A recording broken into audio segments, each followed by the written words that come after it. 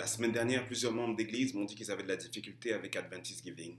Donc je me suis dit que je vais faire un petit tutoriel afin de pouvoir vous montrer comment est-ce qu'on utilise cette plateforme. La chose, c'est d'aller sur Google et de taper Adventist Giving. Donc on tape Adventist sans E et Giving un peu plus loin. Voilà. Donc le premier onglet qu'on voit, on clique dessus sur le premier lien et le lien nous dit Adventist Giving. Donc c'est cette page-là qu'on a au début. Donc il y a deux manières, ça vous pouvez aller ici et c'est marqué Select a Church, donc écrire le nom de votre église, ou bien vous l'inscrivez dans la barre de dialogue qui se trouve ici. Donc moi je vais écrire Saint Jérôme, je vais même écrire juste Jérôme. Euh, donc vous voyez quand on écrit Jérôme, on a l'église de Saint Jérôme en bas ou Jérôme Spanish Seventh-day Adventist Company. Donc moi c'est l'église de Saint Jérôme que je cherche. Donc je clique sur l'église de Saint Jérôme. Et là on a une enveloppe virtuelle qui nous est donnée. Je vais me mettre en plein écran. Voilà. Donc voici l'enveloppe virtuelle. Donc cette enveloppe-là, vous pouvez la remplir à votre convenance. Donc ici c'est 10%, donc 10% c'est la dîme, et vous avez la description ici en anglais, malheureusement elle n'est pas en français.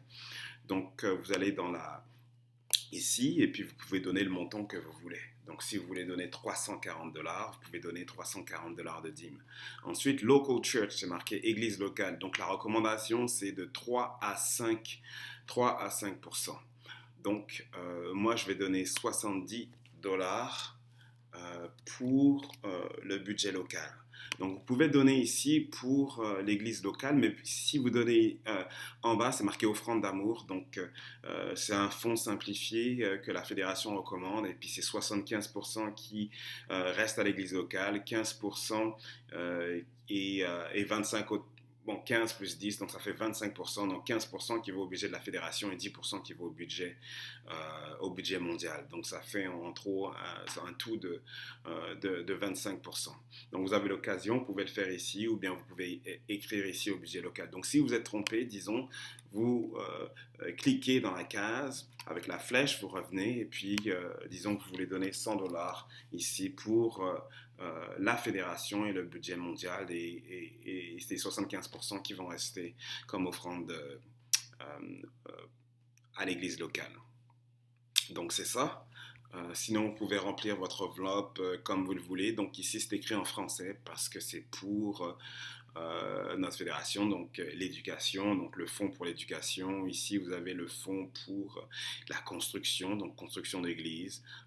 Je ne sais pas si vous voulez donner, par exemple, à Il est écrit, vous pouvez écrire 20$ pour Il est écrit. Et puis, si vous le donnez pour ADRA, en ce moment, vous voyez qu'il y a des besoins, donc vous voulez donner pour ADRA, donc vous pouvez donner 30$ pour ADRA.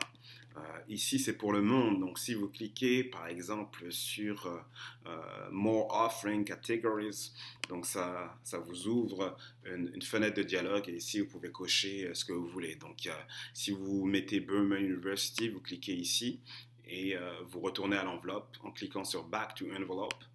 Et là, vous allez voir, Burman University, c'est l'université de Burman, c'est ajouté ici. Donc, imaginons que vous voulez donner 15$ pour Burman. Donc, et là, ça vous donne le total, donc 505. Donc, vous continuez ici, continuez. Et là, bien sûr, vous avez trois choix. Donc, le premier choix, c'est si vous êtes déjà inscrit et que vous avez déjà un compte. Le deuxième, c'est pour vous enregistrer. Le troisième, c'est pour un compte, c'est pour si vous êtes un invité. Donc, moi, je vais cliquer sur Guest, sur Invité. Et là, vous avez une boîte de dialogue qui s'est ouverte et vous avez juste à remplir. Donc, first name, ça veut dire votre prénom. Last name, ça veut dire votre nom de famille. Email, c'est votre email, votre téléphone.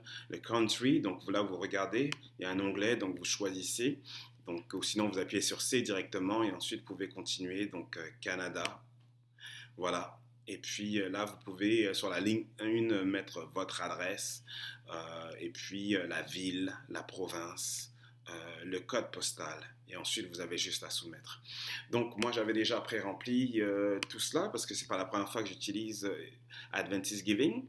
Donc j'ai mis mon nom, Teddy, et puis voilà, est affiché.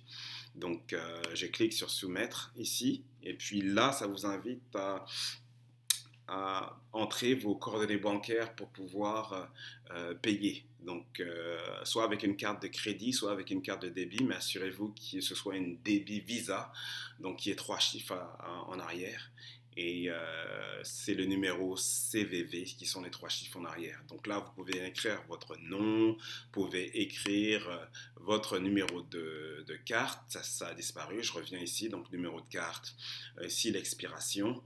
Donc, vous pouvez choisir l'expiration avec l'onglet ici et ensuite l'année d'expiration et puis vous cliquez ici sur soumettre. Donc après, ça va vous ramener ici. Donc là, vous avez les règlements donc, qui sont malheureusement encore en anglais. Mais ça vous explique un petit peu la politique d'Adventist Giving. Donc nous, on va retourner, on va fermer ça. Donc on retourne en arrière. On ne veut pas quitter le site. Donc j'ai lu les règlements. Et puis ensuite, vous allez sur continuer. Vous pouvez confirmer vos transactions. Donc la page suivante, c'est une page de confirmation. J'ai mis un carré rouge au milieu pour des raisons personnelles. Mais vous allez avoir accès à tous les montants que vous avez sélectionnés. Et ensuite, vous pouvez confirmer avec le rectangle en haut ou le rectangle en bas.